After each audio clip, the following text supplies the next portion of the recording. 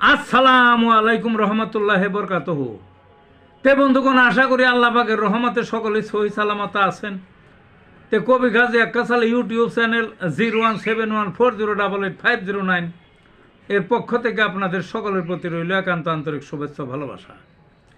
তে বন্ধুগণ, এখন আপনাদের সামনে যে বয়ানটা রাখবার চেষ্টা করব, বয়ানটার নাম হলো মেয়েদের যৌবন না ফিরলে করণীয়।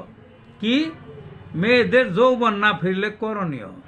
এই যে মেয়েরা আছে না, তাদের তো একটা যৌবন আছে, পুরুষেরও আছে, পুরুষ হোক মেয়েরা হোক, একটা বয়সে যৌবন আসতে বোঝা যায়। শারীরিক গঠনের যে পরিবর্তন হয়, বুঝলেন না, পরিবর্তন হয়।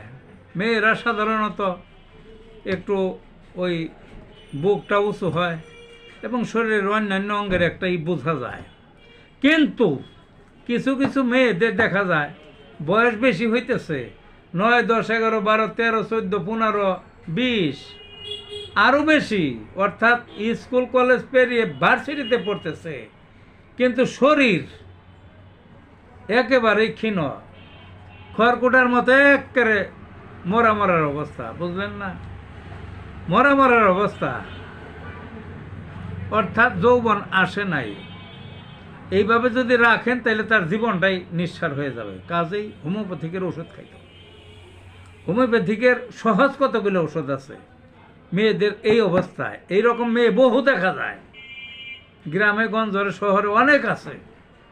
কাজে আপনারা দয়া করে হোমিওপ্যাথিকের ওষুধ খাবেন এবং মেয়েদের এই সমস্ত মানে দেহের যে এই যে দুরবস্থা কেটে গিয়ে তাদের যৌবন আসবে এবং তখন দেখেই বোঝা যাবে এবং সুস্থ সুগঠিত হবে শরীর। তো ভালো থাকুন বন্ধুগণ।